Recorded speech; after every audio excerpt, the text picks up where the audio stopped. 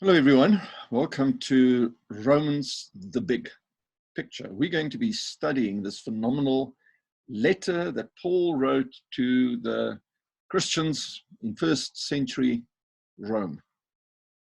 You go open any commentary on Romans, and you will probably, most likely, you will find in the introductory section the author saying that this is the book amongst books. You know, this is the greatest of the Pauline epistles. This is Paul's masterwork and so on. And the reason is quite obvious. It is a phenomenal book, and it explains salvation like no other book in the Bible does. People oftentimes say that if you are newly born again or regenerated, you should become a Christian. You're a baby Christian. Go to the Gospel of John. And maybe it's a good idea. But, you know, I would really recommend that you get into Romans and you study Romans because this is what salvation is all about. So welcome. You may find that this course will be slightly different to your conventional Romans course. And the reason is twofold. Number one, some of the conclusions that we're going to reach, some of the things that you're going to hear, I have reason to believe that you probably haven't heard some of it before. And I would love to hear from you. If you're familiar with our approach, I would love to hear from you. I would love to hear where you have heard similar conclusions. Now, there's a saying in theology: if something is new under the sun, it is heresy. And that's oftentimes true, but it's not always true. Sometimes we forget the old things, and they need to be learned again. We need to recover them. You know, and then we experience it as new, and it's not really new. I am convinced that the way that we're going to approach Romans is pretty much the way that the early Christians understood it, although it might be slightly different from the way that contemporary Christians understand it, especially with our history of church tradition. Let me not mention names at this point. The second reason why you may find that it's not a conventional course is because the method of study that we're going to follow is an ancient memory method called the method of loci, or as some people pronounce it, loci, which is a plural form of locus, the Latin for locations or places.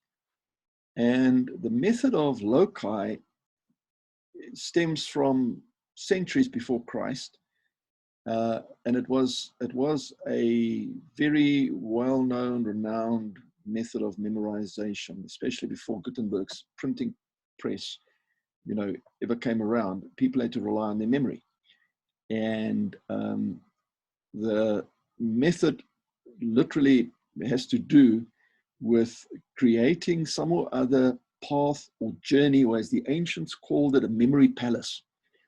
Some people speak of an architectural mnemonic, which means that you pack your facts out along a journey that you are familiar with. So you use the existing associations in your head, the existing structure, as a type of a template or a container for the new facts, which makes it very easy to recall it. And the ancients spoke of a memory palace, or an architectural mnemonic, as I've mentioned, and literally that would be it could be the rooms in your house, or it could be the different sections of, you know, a park, or it could be the shops in a mall, whatever, anything that is familiar to you and that is subdivided into compartments or clusters, and you can put your facts in there, would work. Now, we've done this, and you'll see what this picture actually looks like. There's a little bit of a right down there in the middle. There's a foretaste, and that's a very small part of the picture. So we speak of the big picture. That's what's called Romans, the big picture. And I'll say more about this method. You'll see where we're heading. But before we do so, I want us to let's just get on the same page as far as the structure of Romans is concerned. I think it's vital that we understand the structure, and once we understand the anatomy of the book, we can get into the book. So to understand the actual way that the book is structured, I want to say that there are two foundational statements that we need to take note of if we want to grasp the message of Romans. And the first one comes from the mouth of Jesus, and it's recorded in Matthew chapter 10, verse 39, these famous words, whoever finds his life will lose it, whoever loses his life for my sake will find it. These words are repeated in a number of places in the New Testament, but I think Matthew's version really says it well. You ask me, how can I say this is the most important thing that Jesus has ever said? And I'll tell you in a moment. So keep that question. So the second statement comes from the Apostle Paul. And that's what he looks like in our picture. And of course, it's the famous Galatians 2:20, this phenomenal statement. I live no longer, but Christ lives in me. I want you to do one thing. I want you to note the link between Jesus' words in Matthew 10:39 and Paul's words in Galatians 2:20. Jesus says you need to lose your life in order to find it. Paul says, I've lost my life and I found another life, the life of Christ. So we could have picked it as follows. Jesus states the ideal. I need to lose my life to find another life. Paul states the accomplishment. I have lost my life and I have found my life. And he even identifies the nature of the new life. It is the life of Christ. Isn't that marvelous? So the question that I would imagine that you should ask, or anyone looking at these two verses, is this: how on earth do I get from the ideal to the accomplishment? Isn't that like the $1 million question? I would think so. And the good news is that Romans provides us with the answer. Romans is literally the chart, the journey map, how to get from Jesus's ideal to Paul's accomplishment. Romans explains where my life comes from. Romans explains how I should lose this life. And then Romans tells me how to find Christ's life. And that is the wonder and the miracle of this book. And so we can really summarize all of this by saying Romans is about a life exchange. That's what it is. It's about a life exchange. I want to exchange my life for the life of the Lord Jesus Christ. And that's how we depict it. It's the bridge that leads from the old life to the new life. The message is the bridge, message of Romans. The question now is the one that I mentioned a moment ago. How can I say that these two statements are the most important ones? If you think of all the statements that Paul made, if you think of all the statements that Jesus made, I mean, Jesus said things like, you need to love the Lord your God with all your heart, all your soul, all your mind, all your strength. You need to love your neighbor as yourself. These are the greatest commandments. So you may say, you know, well, I disagree with you when you say this is the most important statement that Jesus has ever made, because clearly the two great commandments are the most important ones. You could even add in there Matthew 28:19, the so-called Great Commission, going to all the world, make disciples, and so on. Well, those are very important verses, no doubt about it. But in order to understand what I'm saying, we need to understand that there is a difference between what we would call life and lifestyle. Your lifestyle has to do with deeds, with actions, with habits, and with a general pattern of behavior. Your life has to do with the source of that behavior. In other words, it is the underlying dynamic that gives rise to the lifestyle. We could speak of a life source within. So yes, you got to love the Lord your God with all your heart, with all your mind, with all your soul. You got to love your neighbor as yourself. But those actions fall into the lifestyle category. Even the Great Commission, to go and to preach the gospel to all the nations, that's part of the lifestyle. You can't do that unless there's been a change of heart within. You know what many people do? They make the mistake of starting with the lifestyle when they preach the gospel. And what you come up with is either some or other lifestyle sermon, and you sound like a motivational guru, you know, who's giving a pep talk, sprinkled with a couple of Bible verses.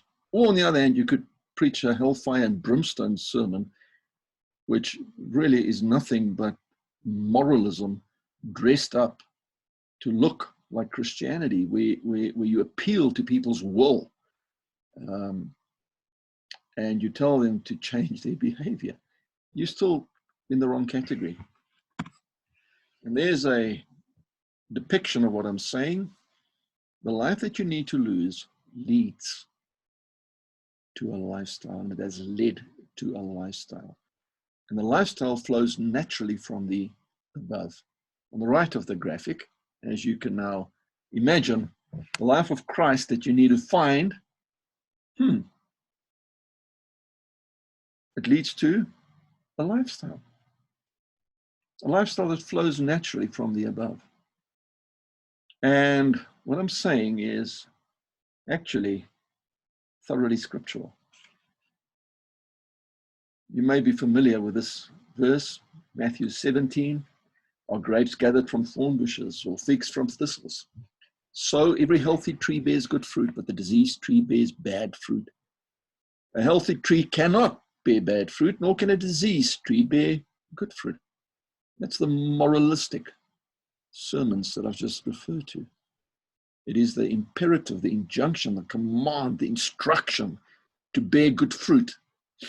But there's no underlying good tree to produce the fruit. And there is a tension that is incredibly painful if you try and pop out fruit in contrast to your nature. Every tree that does not bear good fruit is cut down, thrown into the fire, thus you will recognize them by their fruits. There are a number of other verses in the Bible that says the same. For instance, Matthew 12, we read Jesus saying, "You brood of vipers, how can you who are evil say anything good? For the mouth speaks what the heart is full of." Just one more, maybe Luke 6. A good man brings good things out of the good stored up in his heart, and an evil man brings evil things out of the evil stored up in his heart. For the mouth speaks what the heart is full of. All right, I think we made the point. So Romans also explains why your life produces the lifestyle that it does. So now I want to actually surprise you. We've now noted that Romans provides us with an essential life exchange to get you from your life that you need to lose to Christ's life that you need to find. Guess what? It also provides you with instructions on the lifestyle exchange. It is not only a bridge between the life that you need to lose and the Christ life that you need to find, it's also a bridge from the lifestyle that you need to lose to the Christ lifestyle that you need to find. And at this point, you're going to interrupt me. You can say, well, you have just contradicted yourself. You've just said that these two lifestyles flow naturally from their distinctive life sources. So why would there be any necessity to have a bridge going from your lifestyle to Christ's lifestyle? Aren't those the organic, natural symptoms of the lifestyle exchange? Yes and no. Due to the history that you have with your old lifestyle, it is not something that is simply going to evaporate the moment that you experience what we call regeneration or the new birth. It doesn't happen. And that is why you'll see when we get to Romans chapter 12 that there is a process called the renewing of the mind that needs to take place so that your lifestyle can actually adapt itself to your new life. And again, what I'm saying here is thoroughly scriptural. The Bible makes a distinction between the life that you've lost and the lifestyle that you need to lose. Romans tells us how to cultivate the new life of Christ. And the reason being that the new lifestyle does not automatically pop out of the blue the moment that you have found Christ's life. It needs to be cultivated. And an example that we could use is of an old farm that has fallen in disrepair. It has been taken over by weeds and pests, and it's not simply enough to change the nature of the seed sown and to expect a bumper crop. Not at all. What do you need? You need a careful process of cultivation. This may include removing weeds, watering, fertilizing, doing a lot of work. You understand? Your life is like that farm. Even if the heart changes, there is a lifestyle cultivation that needs to take place. And this is very evident from a number of places in the New Testament. For instance, if we go to Colossians 2:20, you see that Paul says, you have died. Note the top left of our graphic. You have died. Yet, when you go a little bit further, a few verses on, in chapter 3, verse 5, you read, put to death. Is that a contradiction? No, it's not. You're going to put to death that which is still alive in you. This is a reference to the constant weeding out of those old ingrained habits. In the same way, on the right-hand side of our graphic, you read in Colossians that you have been raised. This is chapter 2, verse 1. And a little bit further on, we read, put on the new life. And this we find all over the New Testament. Even if you have been raised, you still need to put on those deeds that accompany the new life.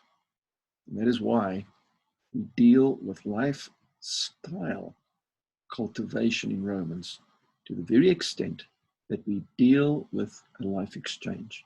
Now, the wonder of this book, and this is already where I want to go, wow, because of the way in which this book is constructed. You're asking me, well, what part of Romans deals with a life exchange and which part deals with a lifestyle cultivation? Romans 1-11 deals with a life exchange. And Romans 1-11 makes it very clear that this is God's work or as we can call it, the finished work of Jesus Christ. That's Romans 1-11. Romans 12:16, the second half, deals with the lifestyle cultivation. And here, it has to do with our work. Or we could speak of the unfinished work of the believer. That does not mean for 1 second that our work, our unfinished work, is done in our own strength, as though God has now left us to our own devices and now, we got to get it right. It doesn't. The verse that comes to mind is Philippians 2:13, where we read that we are to work out our own salvation with fear and trembling. Note, we work it out. Why? Because it is God who works in you to will and to work according to his good pleasure. God works in, you got to work out. Romans 1-11, God working in. Romans 12:16, we are working it out. We do it with his grace. Now, with that in mind, we're almost done. And what I want to say is that Romans 1-11 will be depicted in our course map, in our big picture, our memory palace, going not from left to right as it is depicted over here, but from right to left. Why are we doing that? Because we want to say that this goes against the grain of this world. Like Watchman Nee's wonderful biography is titled Against the Tide. This goes against the tide. If I can quickly share a story that I heard many, many years ago.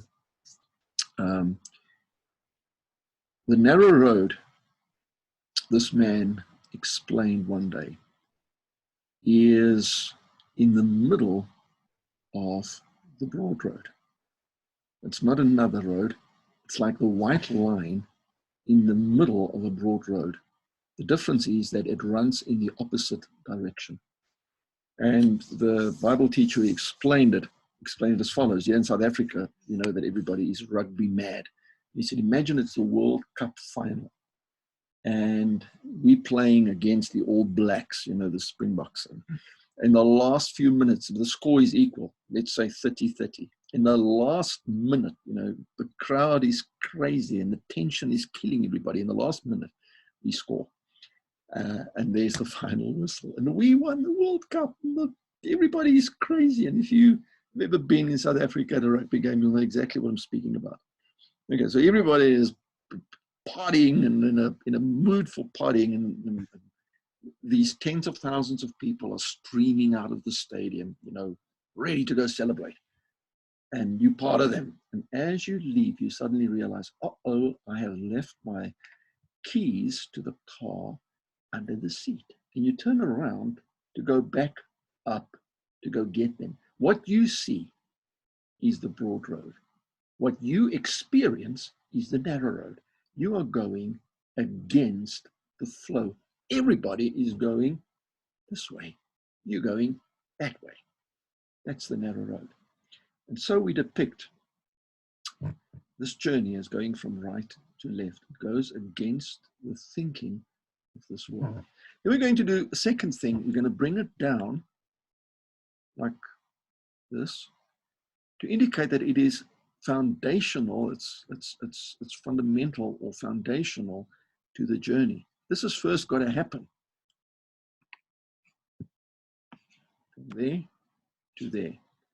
And then our lifestyle cultivation, we're going to leave at the top and we're going to join them like that. Literally what we're looking at is at the bottom right of our graphic, I need to lose my life.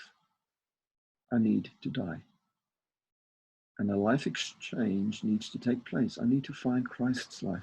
Once that has happened, the work of lifestyle cultivation begins.